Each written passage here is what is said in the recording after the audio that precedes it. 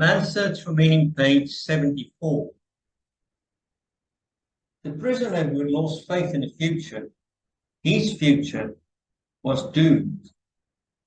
With this loss of belief in the future, he also lost his spiritual hold. He let himself decline and became subject to mental and physical decay. Usually this happened quite suddenly, in a form of a crisis, the symptoms of which were familiar to the experienced camp inmate. We all feared this moment, not for ourselves, which would have been pointless, but for our friends. Usually it began with the prisoner refusing one morning to get dressed and wash, or go out on the parade grounds. No entreaties, no blows, no threats had any effect. He just lay there, hardly moving.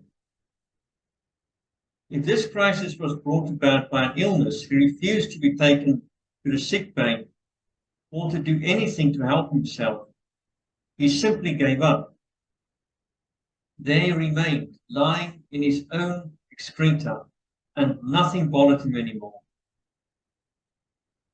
I once had a dramatic demonstration of the close link between the loss of faith and the future, or faith in the future, and this dangerous giving up. Frederick, my senior block warden, a fairly well-known composer and librettist, confided in me one day, "I would like to tell you something, Doctor. I've had a strange dream. A voice told me that I could wish for something, that I should only say what I wanted to know, and all my questions would be answered. What do you think I asked? That I would like to know when the war would be over for me. You know what I mean, Doctor? For me. I wanted to know when our camp would be liberated and our sufferings come to an end." "And when did you have this dream?" I asked. "In February 1945, he answered. "It was then the beginning of March." "What did your dream voice answer?" Furtively he whispered to me, "March 30th. When Friedrich told me about his dream, he was still full of hope and convinced that the voice of his dream would be right.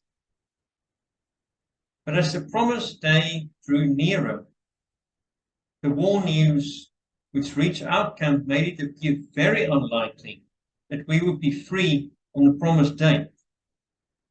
On March 29th, Friedrich suddenly became ill and ran a high temperature.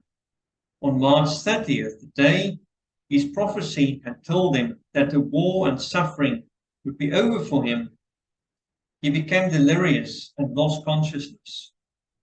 On May 31st, he was dead. To all outward appearances, he had died of typhus. Those who know how close the connection is between the state of mind of a man, his courage and hope, or lack of them, and the state of immunity of his body, will understand that the sudden loss of hope and courage can have a deadly effect. The ultimate cause of my friend's death was that the expected liberation did not come, and he was severely disappointed. This suddenly lowered his body's resistance against a latent typhus infection. His faith in the future and his will to live had become paralyzed, and his body fell victim to illness, and thus the voice of his dream was right after all.